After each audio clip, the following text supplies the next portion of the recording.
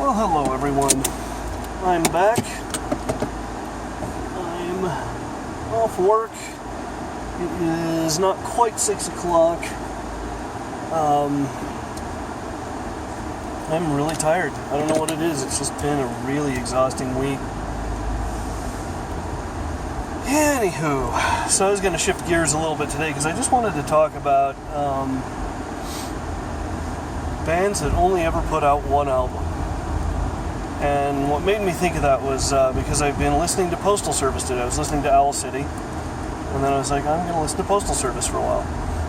And I'm one of the very few people that I like Postal Service and I like Owl City. It seems like a lot of people don't. You know, they either like one or the other. And Owl City, you know, everybody says oh, it's shamelessly derivative of Postal Service. And I'm like, well, in some ways, but I would argue that in some other ways, Owl City is definitely its own thing. I mean, yeah, the Postal Service influence is there, but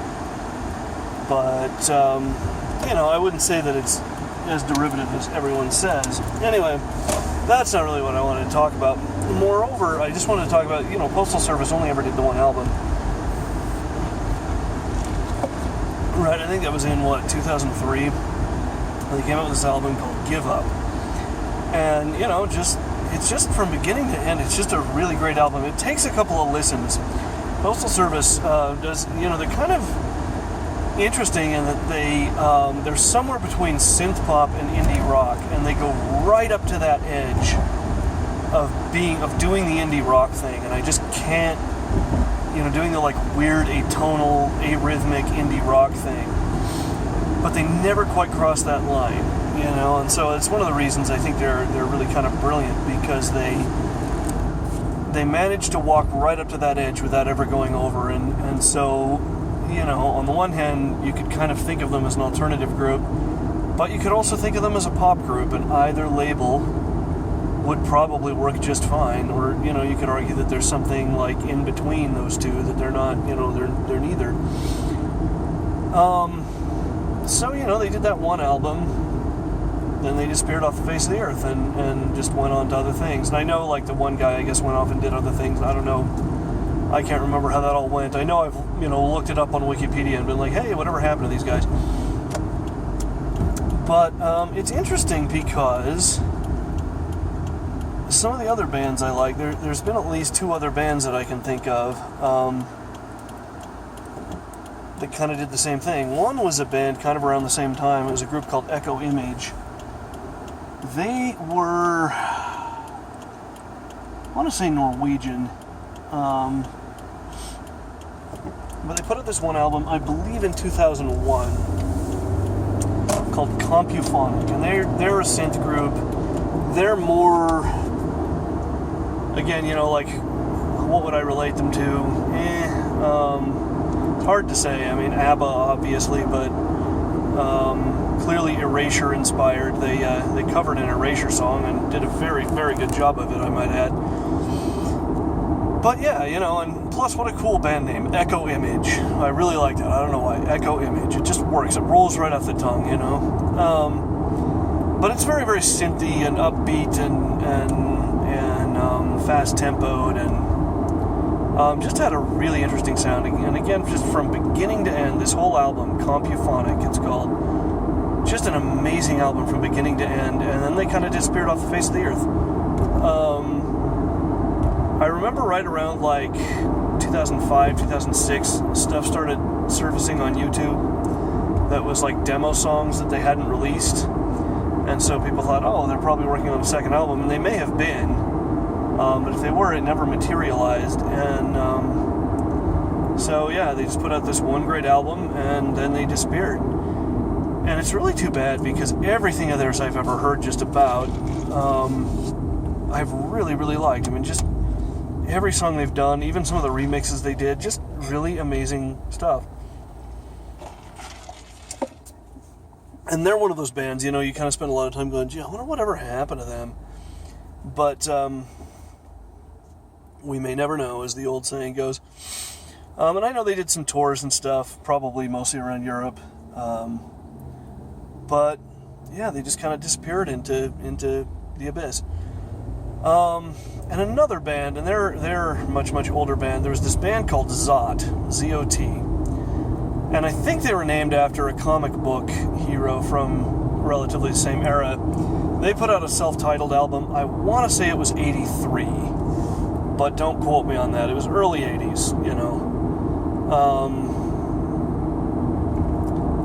So yeah, they put out this one album, self-titled. Once again, they were, I don't know how to describe them. It was like they were sort of 80s glam rock, you know. They were that weird, like, there were synthesizers, there were heavily processed guitars, there were really heavily processed vocals, which I think might be part of what killed him, because they do this weird, like, auto-tune thing throughout the whole album that probably just makes a lot of people gag. But the music itself and the lyrics and stuff just, I don't know, the music itself was it's really straightforward musically. I mean, it's not, you know, it doesn't have that, like, you know, indie rock cleverness, but just everything about it, just, again, from beginning to end, it was just this really great album. It was just kind of a joy to sit there and listen to, you know, from beginning to end. And they have a couple of, like, slow songs. They have a couple of really fast tempo songs. They have this song called We're on Your Side that I just love. I just cannot get enough of. But again, you know, they disappeared, and they're rare enough that, you know, like, you can't even find, I think I found, like, one of their old music videos on YouTube, and it was kind of horrifying. But for the most part, like, trying to find their stuff, even on YouTube, it's really obscure, and I only knew of them because this buddy of mine, this was way back when I was in high school, I was working at Pizza Hut, and this music nerd buddy of mine made me this mixtape with all these different, you know, like, 80s new wave bands, and one of them was Zot, you know, and I'm just like, what are these guys? I'm really digging this one, you know, he put the one song on there, I'm like, oh, I'm really digging this song, so he put the whole album on tape for me so I could listen to it on cassette, you know, back in the day when that was a thing. So, you know, I'm driving around listening to this band called Zot, and I really loved them. But I've never found, you know, like, any of their stuff. I can't even, as far as, like, what happened to them, like, who the hell knows, I can't even find, like, Wikipedia articles on them or anything, so they're that, you know, obscure. And those are kind of the big three that I can think of right off the bat. There's a lot of bands, like, there was a short-lived band called The Assembly that was Vince Clarke and who else? Oh, who was the singer? It was, I can't even remember the guy's name now. I can picture his face, and I can't remember the name. But anyway, like, you know, it was just a short-lived, because it was one of Vince Clarke's project, like, smack between Yazoo and Erasure. So it's just kind of a weird, you know, Vince Clarkeism. So at least in that case, we sort of know what happened. Like, oh, okay, you know, Vince Clarke, you know, went on and did Erasure and whatever.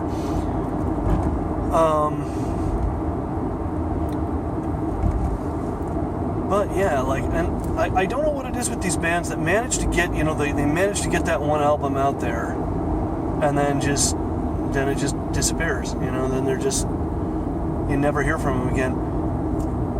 What about that band Caramel, you know, they did that, like, Caramel Dancing song that, you know, is the famous internet meme now, and, you know, I think, well, they must have done other stuff at some point, but, you know, I've never heard of any of it.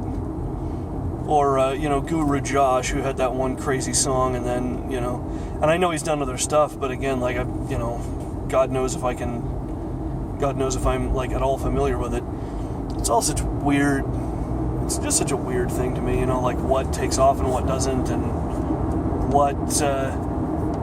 and why that all happens, because there's so much that can go wrong, you know, if you have a band, there's just so much that can go wrong with it, but, you know, some of them manage to kind of keep going, some of them don't, and it's always weird, because I wonder if it's the rarity, you know, but like with Postal Service and with Zot and with Echo Image, they're all just such like great stuff. Like you listen to it, and you're just like, God damn it! Why didn't these guys do another album? This is just wonderful, wonderful stuff, and I want to hear more, and there is no more. It's kind of frustrating. It just makes us go like, but I don't know. I guess it's the nature of the beast. I mean, yeah, I don't know. I don't know why some people disappear. I was talking, I remember on one of my earlier vlogs, I was talking about Ray Lynch. He did, I think, 4 albums. What was it? The 4 albums and then the 1 compilation. And last time anybody heard from him, I think, was 1998. Like last time he put anything out. And yeah, it's weird because he was like really well respected and kind of well known and was doing all this stuff, and people were like, "Wow, Ray Lynch, yay!" And yeah, he just kind of disappeared into who knows what the hell he's doing. I mean, I think the 4 albums he did do pretty much ensure that he never has to work again if he doesn't want to. So there it is. But see, then again, you get Owl City, you get Adam Young, who just it's like he can't help himself. Like, I think after Fireflies, if he never wrote another song, he wasn't going to have to worry about where money was going to come from, Just wasn't a concern. But I don't think he can help himself. Like, he just keeps writing music. He just keeps... I'm convinced, and people, I don't know what people say about this on either side of this, but I really think Adam Young may very well be the next Vince Clarke. I really do. I know people, might say... People might hate the comparison, but he's just, because he's like that, he has that, like, he's just such a purist, and he has that, I don't know, he just wants to write good music, and he just keeps doing it, he just keeps writing, and he certainly doesn't have to, he's certainly got enough money at this point that if he didn't want to write any more music, he didn't have to, but, it's like, it's what he does, he just can't not do it, and... So it's kind of, I don't know, kind of an interesting thing, that. And, again, some people, and I think Vince Clarke and Adam Young are both in this category, they're just forces of nature, they just manage to make shit work in a way that the rest of us can't. I've always been really envious of that, those people that can just somehow make stuff work. It's always been really,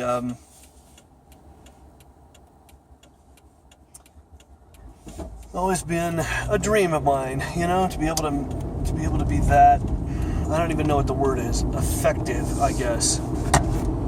But there it is. Anywho, as for me, I'm gonna get myself some dinner, gonna get this video uploaded, probably watch some TV. That's gonna be my night. I'm just freaking exhausted. I'm gonna have some Subway.